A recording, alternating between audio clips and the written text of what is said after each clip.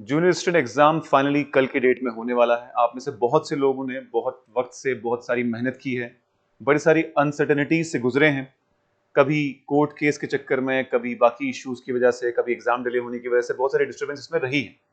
लेकिन at the same time मैं आपको बोलूं कि इस एग्जाम की अनसर्टेनिटी जहां जिस लेवल तक आपको डिस्टर्ब करती है या फिर स्ट्रगल जितनी लंबी होती है, जो उसका रिटर्न मिलता है, जो उस मेहनत का फल मिलता है, वो उतना ही मीठा भी होता है। कल 2 बजे ये एग्जाम होने वाला है। तो लास्ट मिनट टिप्स यही है कि नंबर 1, अपने एग्जामिनेशन सेंटर में टाइम पे पहुंचिए, वेल बिफोर टाइम। जो रिपोर्टिंग टाइम दिया गया है उसको फॉलो करिए। अगर आपने अपना एग्जामिनेशन सेंटर नहीं देखा है, आपको पता नहीं है, तो आप अर्ली मॉर्निंग निकल जाइएगा या फिर आज देख के आ जाइए। नंबर 2, अगर बात करें नंबर ऑफ क्वेश्चंस की, तो नंबर ऑफ क्वेश्चंस आपको देखने पड़ेंगे, कितने अटेम्प्ट करने हैं। अगर question paper compare to other exams easy हुआ तो नंबर ऑफ क्वेश्चंस आपको ज्यादा अटेम्प्ट करने पड़ेंगे। अगर question paper compare to other exams difficult हुआ तो आपको नंबर ऑफ क्वेश्चंस कम करने हैं। इन एनी केस, कम करने का मतलब ये है कि रिस्क कम लेना है। अगर क्वेश्चन पेपर इजी है तो रिस्क ज्यादा लेना पड़ता है, जहां पर आपके 2 ऑप्शन एलिमिनेट हो रहे हैं वो आपको अटेम्प्ट करना ही पड़ता है।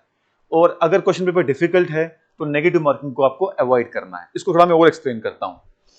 आपने बहुत सारे क्वेश्चन मॉक्स लगाए होंगे, उस मॉक से आपको आइडिया लग गया होगा कि आपकी जो एक्यूरेसी है वो कितनी है। एक्यूरेसी का मतलब कि जितने नंबर ऑफ क्वेश्चन आपने अटेम्प्ट किए उसमें से कितने सही जा रहे हैं। अगर आपकी एक्यूरेसी ज्यादा है तो आपको जो रिस्क लेना है, जो क्वेश्चन आपको नहीं आता वो कम लेना है, क्योंकि आपकी एक्यूरेसी ऑलरेडी हाई है। और अगर आपकी एक्यूरेसी लो है, आप ज्यादा क्वेश्चन गलत करके आते हैं, तो फिर आपको एंश्योर करना है कि आप रिस्क ज्यादा लें। क्योंकि अगर आप क्वेश्चन, आपकी एक्यूरेसी कम है ऑलरेडी, तो इन एनी केस अगर आप नंबर ऑफ क्वेश्चन भी कम अटेम्प्ट करेंगे तो कहीं ना कहीं स्कोर भी कम ही आएगा। जब फाइनल एग्जाम की बात होती है, यहां पर स्ट्रैटेजी भी काम करती है, सिर्फ मेहनत नहीं। अगर एग्जाम में आपको महसूस हो रहा है कि अभी भी मैंने जितने नंबर ऑफ क्वेश्चंस किए हैं इससे भी मेरा कट ऑफ क्लियर नहीं होगा, फॉर एग्जांपल आप 50 ही क्वेश्चन कर पा रहे हैं, 60 ही क्वेश्चन कर पा रहे हैं, फिर इन एनी केस आपको जरा रिस्क तो लेना ही पड़ेगा, अदरवाइज वैसे भी आपका सिलेक्शन होना मुश्किल होगा। तो आपको मालूम है इसमें टाइपिंग टेस्ट भी है, रिटन टेस्ट भी है। तो आपको रिटन टेस्ट में जो 80 क्वेश्चंस हैं, आपको उस टेस्ट में कोशिश करना है कि आप मैक्सिमम से मैक्सिमम स्कोर करो, ताकि टाइपिंग टेस्ट इतना ज्यादा मैटर ना करे आपके लिए, बस उसको पास कर लो। लेकिन ये जो रिटन टेस्ट है यही इंश्योर करेगा कि आपकी सिलेक्शन होगी कि नहीं होगी। तो यहां पर जो रिस्क लेने की मैं बात कर रहा हूं, रिस्क वहां लोगे आप जहां पर आपके एटलीस्ट 2 ऑप्शन एलिमिनेट होंगे। आप जानते हैं नए पैटर्न के हिसाब से स्टेटमेंट बेस्ड क्वेश्चन आ रहे हैं, 1 2 2 3 2 3 1 2 3 इस किस्म के ऑप्शन आ रहे हैं। तो आप पहले ये फाइंड करने से पहले कि सही क्या है, आप ये फाइंड करिए कि रॉन्ग क्या है। अगर आपको wrong option with absolute certainty मिल गया कि ये रॉन्ग है, उसको इस्तेमाल करके आप एलिमिनेट कर सकते हैं। फॉर एग्जाम्पल, अगर ऑप्शन में 1 2 2 3 1 3 1 2 3 है, ऐसे किस्म के ऑप्शन, और आपने आइडेंटिफाई कर लिया कि सेकंड ऑप्शन रॉन्ग है, तो आपका ये भी एलिमिनेट हो गया, ये भी एलिमिनेट हो गया, ये भी एलिमिनेट हो गया, आंसर आप डायरेक्टली पहुंच गए। तो अगर क्वेश्चन पेपर डिफिकल्ट होता है तो वहां पर थोड़े बहुत, अगर अगर क्वेश्चन पेपर में स्टेटमेंट बेस्ड सवाल आ रहे हैं तो वहां कहीं ना कहीं आपको एलिमिनेशन मेथड का भी ज्यादा ऑप्शन मिलता है। तो इस किस्म से आपको एक स्मार्ट एनालिसिस करना है अपने पेपर का कि किस किस्म के क्वेश्चन में एलिमिनेशन हो रहा है कि नहीं हो रहा है। क्वेश्चन पेपर अगर डिफिकल्ट है तो कट ऑफ जो है अगर कम जाएगा कंपेरेटिवली, तो आपको कितने किस्म का रिस्क लेना पड़ेगा, कितने किस्म के एक्स्ट्रा क्वेश्चन करने पड़ेंगे, और अकॉर्डिंगली आप ये सब डिसीजन ले पाएंगे जब एक बार आप पेपर का पूरा एनालिसिस करेंगे।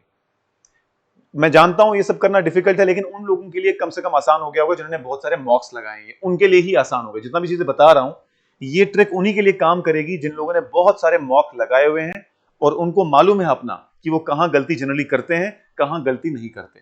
दूसरी बात, जो क्वेश्चन आपको श्योर शॉट आता है, एंश्योर करिए कि ओएमआर सीट पे उसको गलत मार्क ना करिए।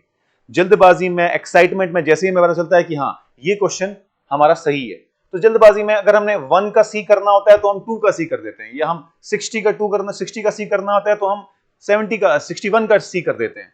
तो वो ऊपर नीचे नहीं होना चाहिए। बहुत ध्यान से सोच समझ के ओएमआर मार्क करिए, और ओएमआर लास्ट मोमेंट तक के मत रखिए। जो जो सवाल सॉल्व हो रहा है साथ साथ में उसको मार्क करते जाइए।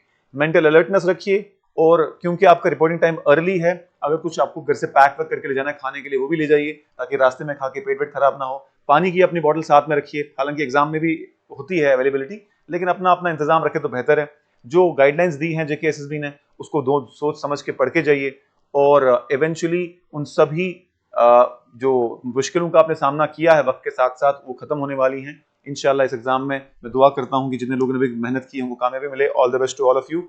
लेकिन जाने से पहले एक बात जरूर बोलूंगा, an exam can not decide your worth. Exam आपकी वर्थ डिसाइड नहीं करता। आपने मेहनत की है अगर, तो आपको बिल्कुल बेफिक्र होने की जाने की जरूरत है। जो भी टेंशन थी वो आज तक के लिए थी, कल आपको ऐसे जाना है कि भाई मैं ही सबसे बेस्ट कैंडिडेट हूं। एकदम कॉन्फिडेंस एंटर करना है, दिमाग को फोकस रखना है, टेंशन नहीं लेनी है, और दुआ करके अपने माँ बाप की दुआएं लेके अगर एग्जाम में पहुंचो, आपके हक में जो बेहतर होगा वही होगा इंशाल्लाह। All the best and thank you so much.